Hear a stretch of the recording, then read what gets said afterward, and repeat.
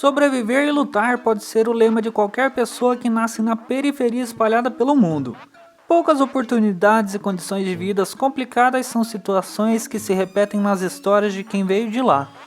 A história é de Robert Nesta Marley, ou para os íntimos somente Bob Marley. Bob nasceu em 6 de fevereiro de 1945 na cidade chamada St. Anne, na Jamaica. Marley é mais um caso de um jovem negro que nasceu no interior e depois se mudou para a periferia de uma cidade grande para lutar contra as adversidades e conquistar uma vida digna.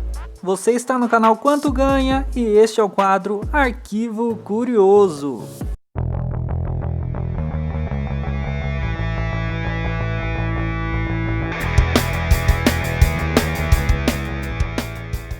Bob foi criado pela mãe e por familiares da parte materna, e viu seu pai poucas vezes depois do seu nascimento. Seu pai, Norval Marley, era um capitão britânico que estava de passagem por Kingston a mando do governo britânico, e conheceu a mãe de Bob quando ela tinha apenas 16 anos e ele aproximadamente 60. Norval casou-se com Cedella Booker, mãe de Bob, em 1945, mas sua família britânica reprovava o seu casamento.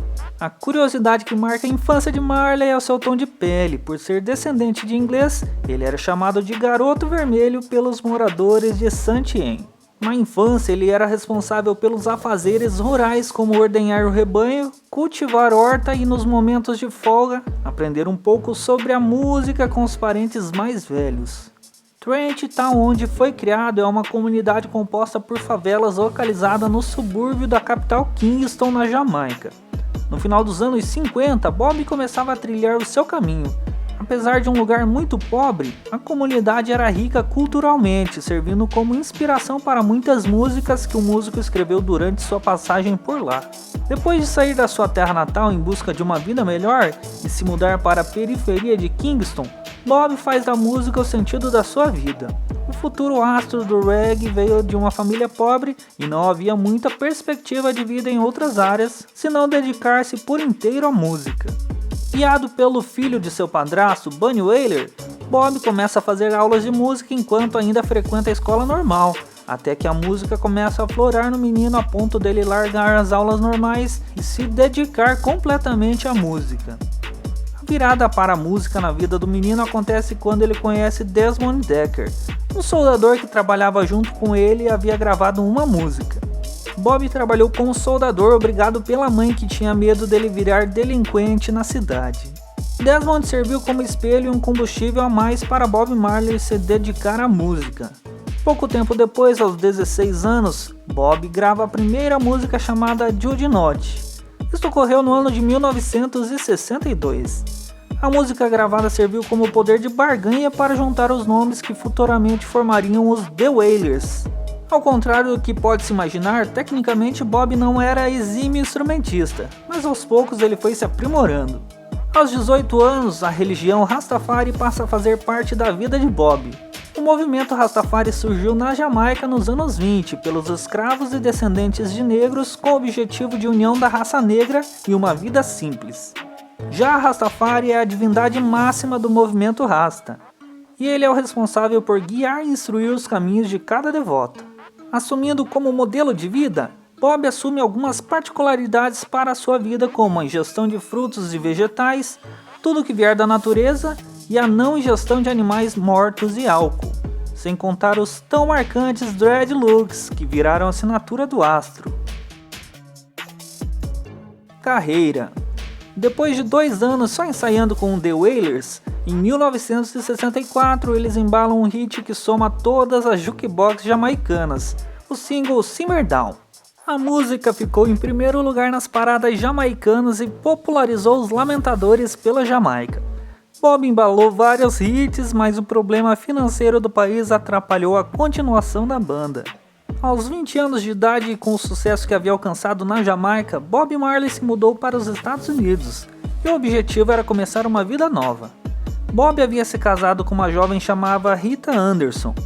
Porém, as coisas não aconteceram da forma como Bob havia planejado. A passagem pelos Estados Unidos foi curta e ele retornou depois de 8 meses apenas.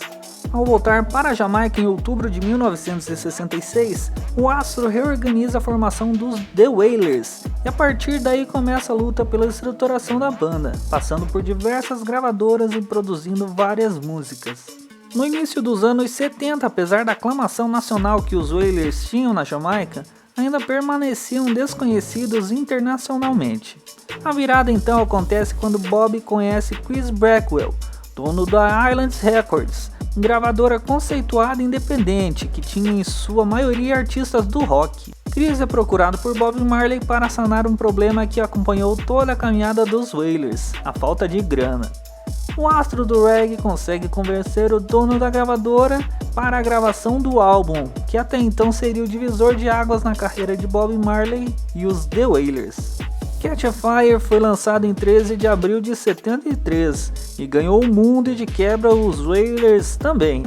Algumas apresentações ao vivo pela Europa e Estados Unidos ajudaram ainda mais a consolidar a banda pelo mundo. O trabalho de Bob ganhou tanta relevância no cenário internacional que grandes astros da música começaram a admirar o trabalho do rei do reggae. Finalmente Bob Marley havia conseguido alcançar a projeção internacional de que certa forma havia ido em busca em sua primeira saída da Jamaica para os Estados Unidos. A serenidade de Bob aliada às suas letras de protesto, paz e engajamento na vida política ficaram marcadas na história da música com um acervo de 14 álbuns de estúdio e mais 4 álbuns ao vivo, sem contar os vários singles e gravações inéditas que foram divulgadas pós-morte do ídolo. A luta de Bob Marley. Os ideais de Bob Marley sempre foram as suas inspirações para as suas composições, sempre gritadas do fundo do coração em cada apresentação por Marley, como um grito de libertação. Temas como positividade, política e engrandecimento da raça negra são recorrentes em praticamente todos os álbuns do cantor. Já em 1976, a Jamaica passava por um momento político bastante instável. Bob já era um grande nome da Jamaica nas paradas de sucesso, por causa disso foi convidado para um show gratuito no evento chamado Smile Jamaica, organizado pelo primeiro-ministro jamaicano na época, Michael Manley. Bob aceitou o convite pois acreditava estar ajudando o povo da sua terra, mas a verdade é que o ministro estava mais preocupado com as eleições do que ajudar as pessoas do país de fato. Tanto é que convocaria as eleições 2 semanas após o evento com Bob Marley. O aceite de Marley não soou muito bem entre os grupos políticos opositores. No dia do show, homens armados invadiram a casa do cantor e efetuaram vários disparos contra sua banda e a mulher. Bob foi atingido no braço e no peito. Apesar de Bob ter ficado com uma bala alojada no braço, ninguém ficou gravemente ferido, mas houve uma hesitação dos músicos para a realização do show. Mais de 80 mil pessoas aguardavam ansiosamente pelo músico naquela noite. Apesar do forte clima de tensão, Bob aparece para cantar e é ovacionado pelo público quando abre os botões de sua camisa e mostra as feridas em seu peito. Paixão pelo futebol. Não é difícil encontrar por aí várias fotos do astro do reggae se divertindo jogando uma pelada. Jogar futebol era um hobby muito presente na vida de Bob. Algumas fontes citam que um dos pré-requisitos para Bob assinar um contrato de turnê era que tivesse um campo e uma bola por perto. Com muita habilidade, desfilando seus dreads, Bob dizia que amava futebol, pois para praticá-lo teria que ser habilidoso. O futebol esteve presente na vida de Bob do seu nascer até a sua morte.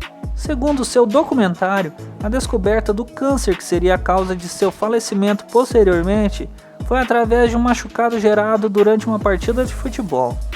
Durante o seu sepultamento, uma bola de futebol foi enterrada junto com seu caixão, simbolizando tudo que o futebol representou na vida do astro. Bob foi diagnosticado com câncer depois de um machucado no pé, gerado após uma partida de futebol que era sua paixão.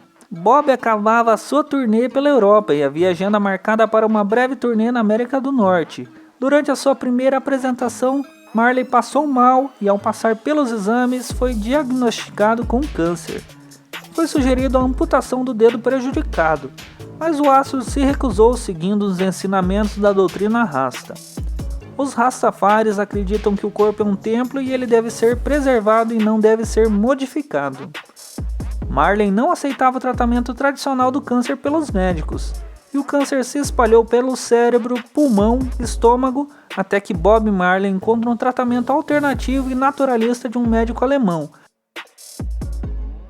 Depois de 8 meses de tratamento, não havia mais nada para se fazer. Em maio de 1981, o médico anuncia que nada mais poderia fazer pelo astro. Bob Marley então resolve voltar para a cidade natal, mas não consegue completar a viagem de volta e acaba falecendo em Miami, nos Estados Unidos. Suas composições, seus feitos, prêmios e as mensagens de protesto e positividade são parte do legado que Bob Marley deixou para o mundo. Além de ter mostrado para o mundo a sua Jamaica tão rica culturalmente, mostrou para o mundo o Rastafari e o reggae. Deixou para Trench Town, a famosa favela sem esperança, um suspiro de esperança que sim, é possível.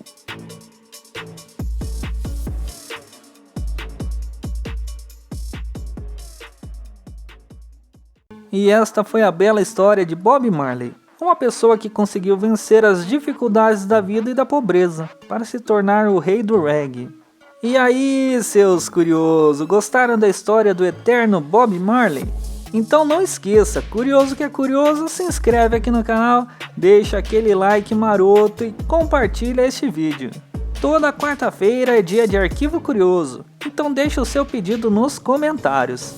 Eu fico por aqui e deixo a todos um grande abraço.